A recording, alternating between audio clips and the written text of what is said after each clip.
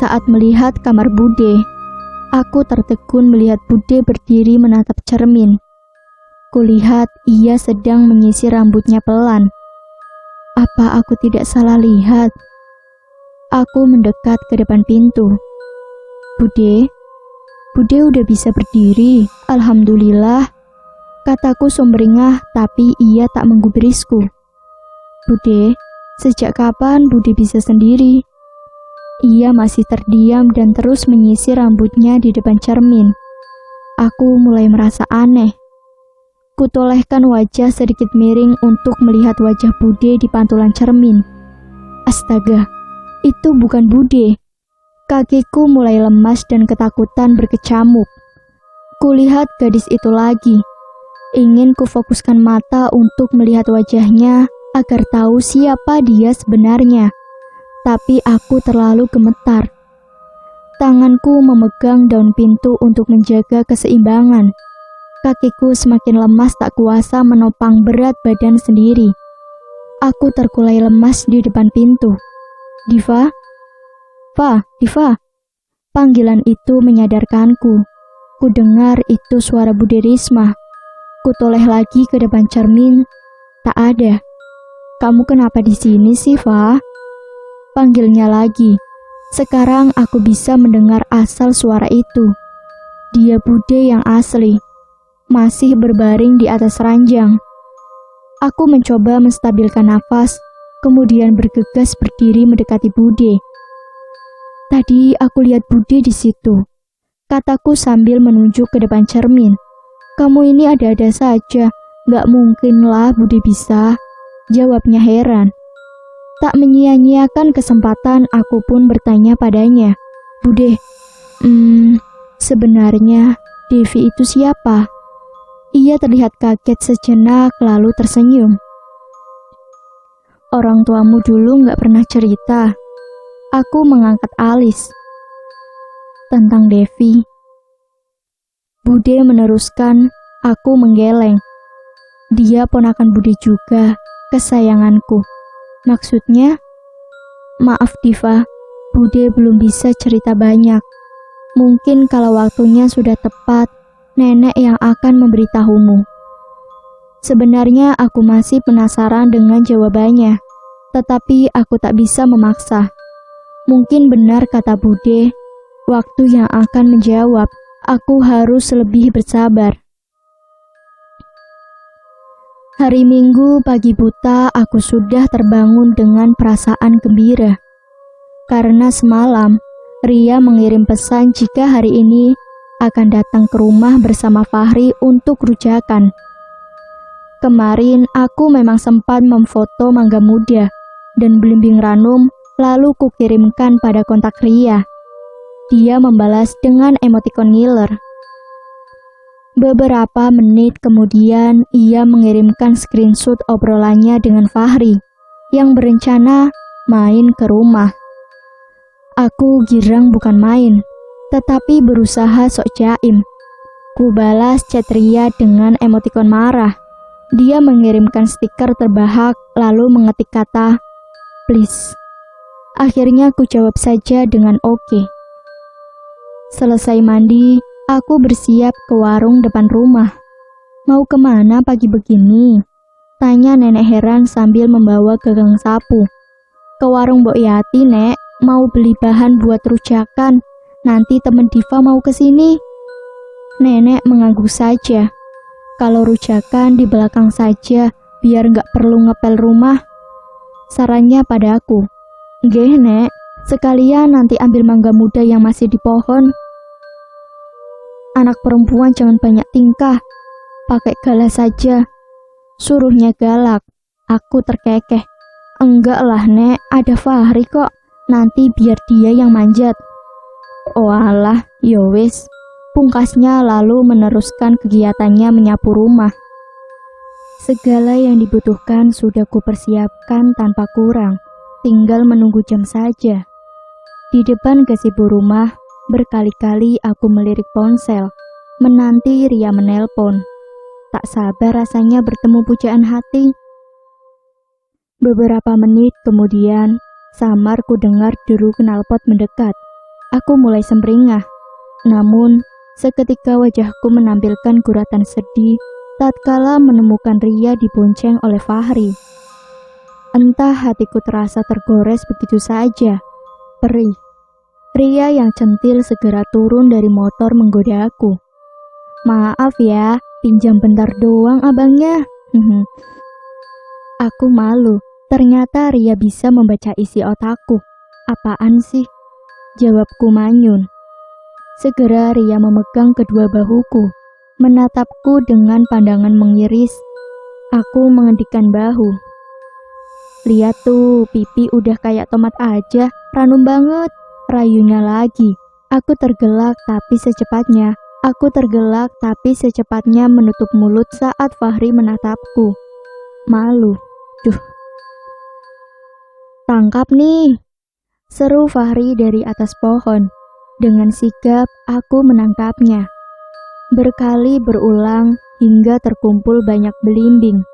Udah banyak, Ri, ganti mangga, teriakku dari bawah. Ria sedang sibuk mengulek bumbu rujak.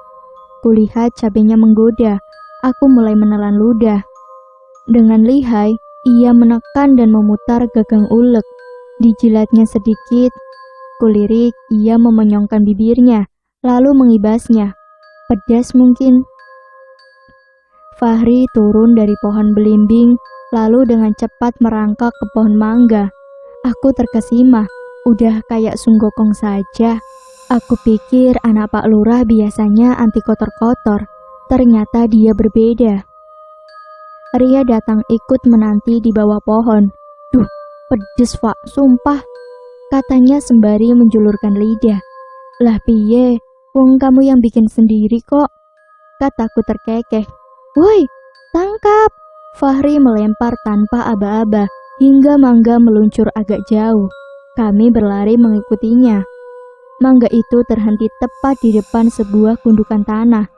Aku dan Ria melongo sambil berpandangan.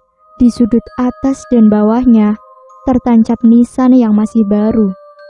Terlihat pula bunga-bunga yang telah kering di atas gundukan tanah itu.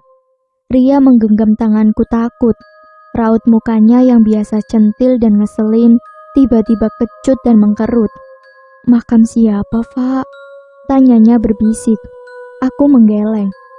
Hei, lama banget sih, teriak Fahri dari atas pohon. Segera kuseret Ria pergi menjauh. Dalam tarikanku, ia masih menoleh ke makam itu berulang kali, sembari meringis ketakutan. Kutuntun dia duduk di atas amben. Kulihat tangannya gemetaran. Sudah, lupakan, bentakku setelah berbisik. Ia mengangguk lalu menyahut gelas di sampingnya, meneguk segelas air dengan kilat. Acara rujakan yang kuharapkan menjadi jalan untuk lebih dekat dengan Fahri menjadi kacau karena Ria terus-menerus tegang. Berkali kuucapkan canda, hanya membuatnya tersenyum kecut saja. Kulihat Fahri jadi ikut begitu, canggung dan tak asik. Akhirnya mereka memutuskan untuk pulang saja. Aku tak bisa menahan, meski rasa ingin terus bersama. Maaf ya, Fa, hari ini jadi nggak seru. Mungkin lain kali, ucap Ria sembari bersiap menyelipkan tas lempangnya. Aku mengangguk saja sambil tersenyum. Kupandang Ria yang memegang bahu Fahri di atas motor. Maklum dia pendek, jadi agak kesulitan untuk naik. Aku iri, mengapa bukan aku yang di sana? Aku ingin dekat dengan jarak tanpa sekat seperti itu. Bahkan, ku bayangkan memeluk dada bidang Fahri dari belakang. Ah, ngimpi. Ku biarkan motor itu menjauh dan hilang dari pandanganku. Sore harinya seperti biasa. Aku membantu nenek mengumpulkan telur hewan unggasnya. Leudin sedang mengaduk dedak. Makanan unggas di depan kandang. Di bawah pohon bambu yang berderet rapi dan sejuk. Aku mendekatinya. "Lek, tadi aku nggak sengaja masuk lebih jauh ke kebun mangga nenek. Di sana aku menemukan kuburan. Kuburan siapa?" Seketika ia menoleh dan melotot memandangku. Tangannya yang tadi memutar, terhenti begitu saja. Kulihat ia menelan ludah. "Ah, mungkin yang Diva salah lihat?" Candanya mengada-ngada. Aku menggeleng. "Gak mungkin lah, Lek. Wong Ria aja sampai ketakutan kok." Ia mulai celingukan. "Kok tadi aku gak diajak sih, Neng? Aku kan juga pengen. Dari kemarin cuma bisa ngiler metik buah." Jawabnya mengalihkan obrolan dan kembali mengaduk dedak. Aku tahu, ia menyembunyikan sesuatu. Aku tak bisa memaksa, harus lebih lembut lagi sepertinya. "Lek, maaf aku nggak maksa. Kapanpun kalau Leudin siap, tolong beritahu aku." Hampir tiap hari aku ada yang gangguin, dan aku tahu itu pasti ada hubungannya dengan kuburan dan gadis yang bernama Devi itu. Aku cuma ingin tahu apa hubungannya denganku. Kenapa aku diteror? Apa Leudin gak kasihan sama aku? Bisa-bisa aku mati konyol karena penasaran. Kembali ia terhenti dari aktivitasnya. Hening sementara. Seperti memikirkan rangkaian kata yang akan dilontarkan. Dia Devi, salah satu anggota keluarga ini, gadis yang aku cintai. Matanya mulai berkaca-kaca. Kenapa dia dikubur di belakang kebun? Tanyaku penasaran. Ia menggeleng. Karena nenek Jamilah memang sengaja menyembunyikannya. Alisku terangkat bingung. "Sudahlah, Neng. Maaf aku gak bisa meneruskan cerita ini. Takut dimarahin sama nenek." Aku sedikit lega karena mulai ada secercah harapan yang akan terungkap. Semoga segera kutemukan kejelasan yang lebih pasti. Aku meninggalkan Leudin yang mulai termenung akibat pertanyaanku tadi. Aku tahu ada penyesalan dalam hatinya, namun entah apa. Malam ini aku tidur bersama nenek. Mungkin akan selamanya. Tidak. Sebelum jadi istri orang maksudnya. Aku sudah nggak mau tidur sendiri, nggak mau didatengin lagi sama gadis itu. Seperti biasa, nenek tidur sembari membawa sapu lidi kecil di sampingnya. Mungkin berjaga-jaga bila ada tikus. Aku tertidur dengan lelap, tapi di sepertiga malam, aku terbangun karena mendengar suara nenek beriringan dengan suara kemerincing lonceng itu lagi. Aku melirik di sampingku tak ada. Di balik kelambu, kulihat nenek berbicara dengan nada agak geram. Ia mengangkat sapu lidinya seperti bersiap memukul. Aku memicingkan mata mencoba mempertajam penglihatan. Hah, gadis itu tertunduk di depan nenek dengan lesu. Lalu seketika menghilang saat nenek akan memukul. Nenek berbalik dan akan membuka kelambu. Segera ku pejamkan mata, kembali pura-pura masih terlelap. Meski detak jantung berdetak tak karuan, aku mencoba setenang mungkin. Dengan hati-hati, ia naik ke atas ranjang. Mungkin takut bila membangunkanku. Ia terdiam sesaat. Sepertinya sedang memandangku, tetapi aku tak berani membuka mata.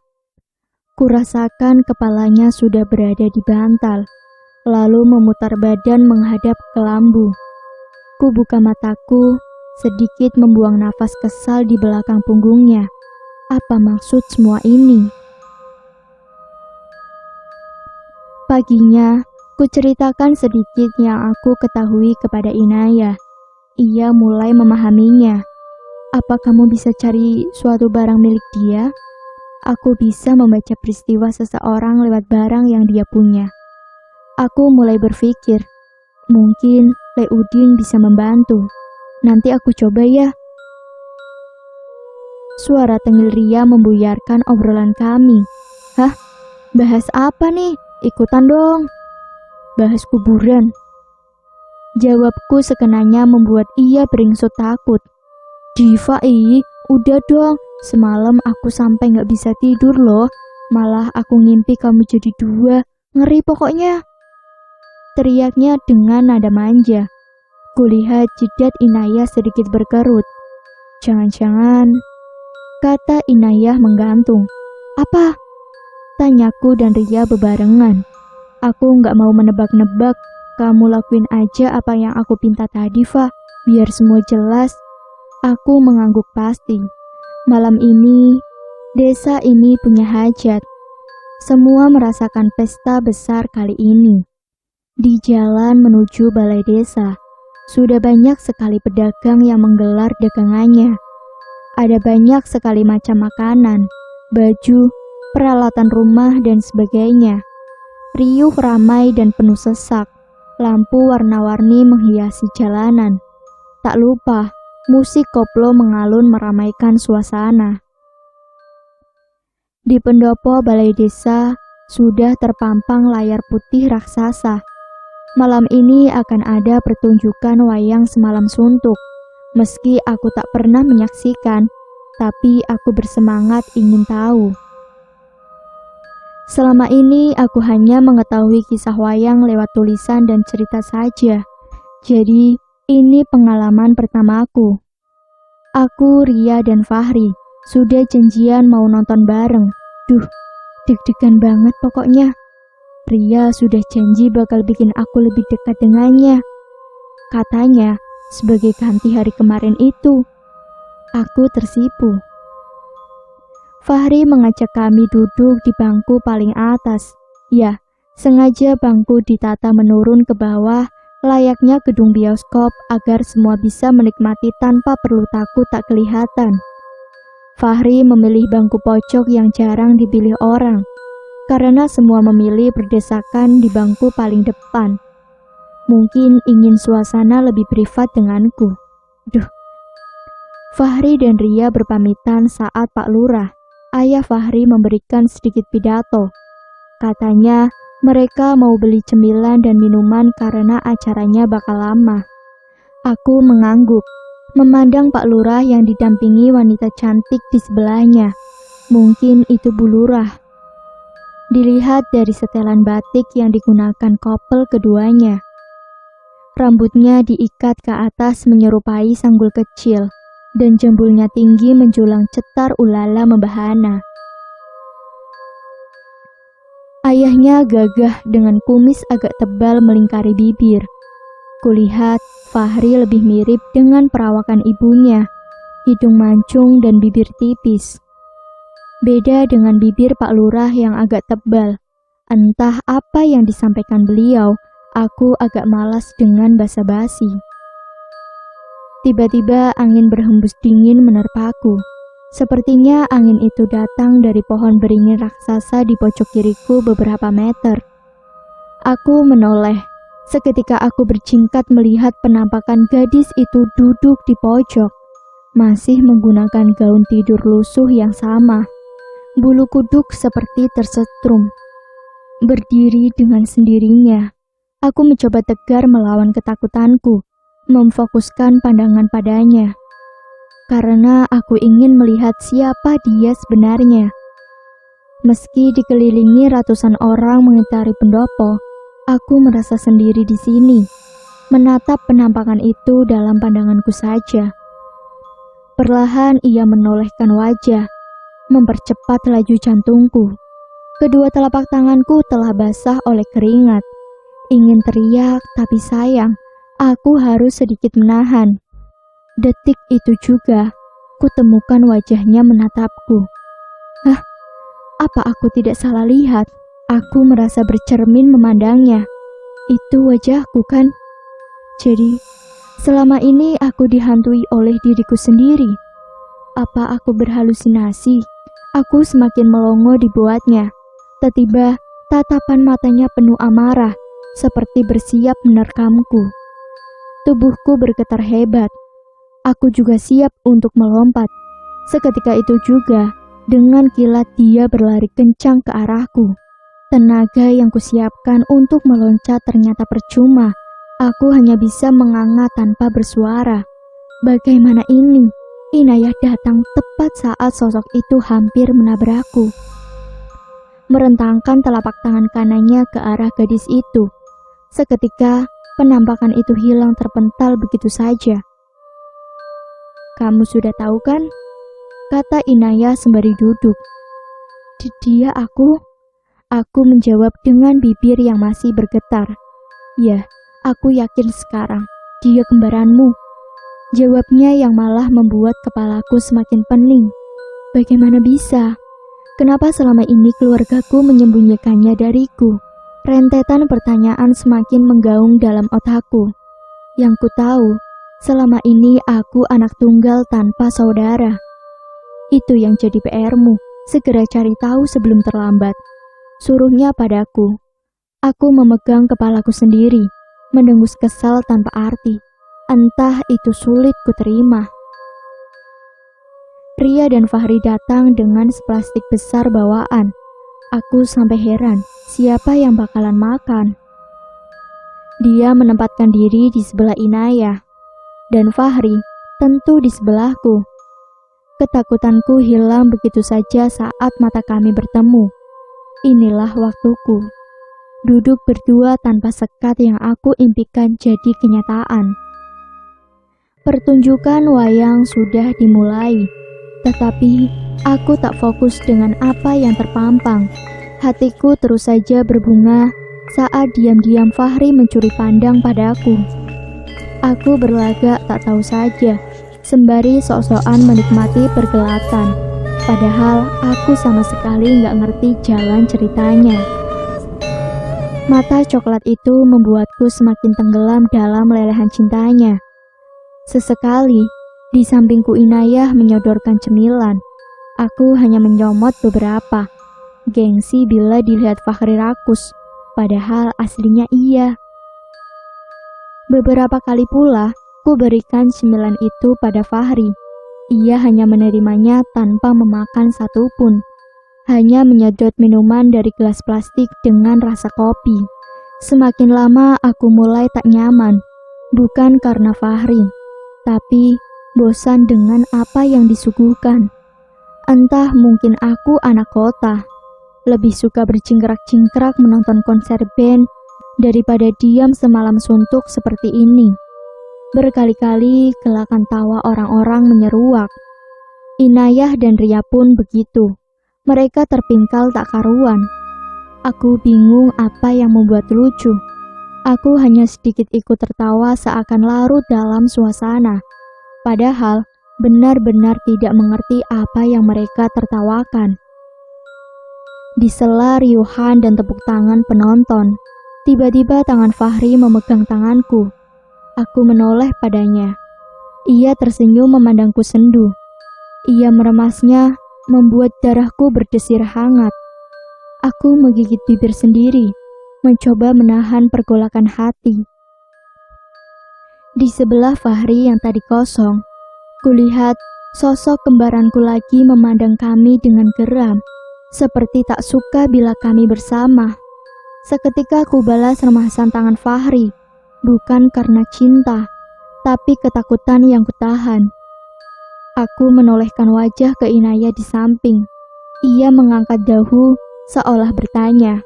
Kutolehkan lagi wajahku di samping Fahri, ingin menunjukkan pada Inayah, tapi tak ada. Kembali Inayah menghadap depan tak memperdulikanku. Fahri yang tahu aku celingukan segera merapat ke tubuhku, merangkul bahuku dari belakang, membuatku risih. "Kamu takut apa? Kan ada aku di sini," katanya sembari mendekatkan bibirnya di telingaku. Aku sedikit menggeser menjaga jarak. Ia malah terus menabrakku. "Diva, geseran sana tutur Inayah yang kupepet. Tangan Fahri semakin liar mengelus dan mengibahkan rambut lurusku yang sebahu. Aku tak tahan lagi. Aku gak mau diginiin. Aku berdiri. Seketika itu, kedua gadis di sampingku menatap. Mau kemana? Tanya Ria. Pulang, aku ngantuk. Celetukku kasar, lalu mengendap-endap di antara kerumunan penonton untuk pergi. Aku tahu Fahri mengikutiku. Aku semakin terburu-buru berlari. Diva, tunggu. Sebenarnya aku malas, tapi aku tak mau jadi sorotan penonton. Akhirnya aku pelankan laju kakiku. Saat sudah agak jauh dari balai desa dan hilang dari pandangan orang-orang, aku mulai mensejajarkan langkahku dengan Fahri. Aku minta maaf ya, Fah, aku terlalu lancang padamu. Pintanya memelas. Iya, aku memaafkan, asal jangan diulangi lagi. Kataku memutus kesal. Ia mengangguk tersenyum. Aku antar kamu pulang ya. Aku sedikit berpikir. Namun, membalasnya dengan anggukan saja. Karena sudah malas sama dia. Lagian, bila aku pulang sendiri agak seram sih. Rumah nenek agak jauh dari sini. Mana mungkin aku berjalan kaki. Bisa-bisa aku dibegal sama orang. Ih, ngeri. Aku diboncengnya dengan motor ninja merah. Agak risih sebenarnya. Karena terpaksa kami harus berdekatan kembali. Entah rasa kagumku pada Fahri hilang begitu saja hanya karena perlakuannya padaku tadi. Di tengah perjalanan, kami melewati rumahnya. Ia menunjukkannya padaku. Rumah mewah dan besar lantai 2. Jelas saja rumah Pak Lurah. Aku juga tak tahu pasti kekayaannya itu dari mana. Yang ku tahu, ia orang paling kaya di kampung ini. Rupanya jarak rumah kami tak begitu jauh. Selang beberapa rumah, aku sudah selamat sampai di kediaman. Kuucapkan terima kasih padanya sembari melambaikan tangan. Ia membelokkan motor berlahan. Sebenarnya aku masih menginginkannya. Melihat gayanya di atas motor dengan jaket jeans biru muda dan sepatu putih itu, apalagi rambutnya yang berponi kemas ala opa-opa Korea, membuatku kembali meleleh. Lamunanku buyar tatkala motor itu menjauh membawa boncengan sesosok gadis itu lagi. Aku terkejut, ingin rasa memanggil Fahri, tapi ia sudah terlalu jauh. Semoga saja tak terjadi apa-apa padanya. Pagi ini, tak biasanya Ria dan Inayah datang terlambat. Mungkin akibat semalam suntuk begadang nonton wayang. Bahkan hingga bel menggema, tak jua kutemukan batang hidung mereka. Sepi rasanya. Kunikmati saja hari ini dengan kesendirianku. Waktu istirahat tiba, tak membuatku beranjak meninggalkan kenyamanan diri ini. Aku sudah dalam posisi nikmat tenggelam dalam kesepian. Meski kerongkongan terasa kering, rasanya aku malas untuk berkutik. Kuselonjorkan kaki di bangku Inayah yang kosong, lalu sedikit menengadah dengan bantuan punggung kursi. Ternyata nyaman sendiri. Aku terpejam. Aku tersentak kaget saat kakiku terasa dingin seperti tersentuh es. Aku berjingkat. Fahri tergelak di sana. Haha, kaget ya? Ucapnya seraya menempelkan plastik es teh di kakiku. Kuturunkan kaki dari bangku. Fahri mendudukinya. Maaf ya, nih. Ia menyodorkan seplastik es teh di tangannya. Kuterima dengan mesem. Langsung kuseruput begitu saja. Dingin dan manis, semanis cintanya padaku. Aku masih meneguk es teh, dan Fahri menatapku dengan mata coklat indahnya.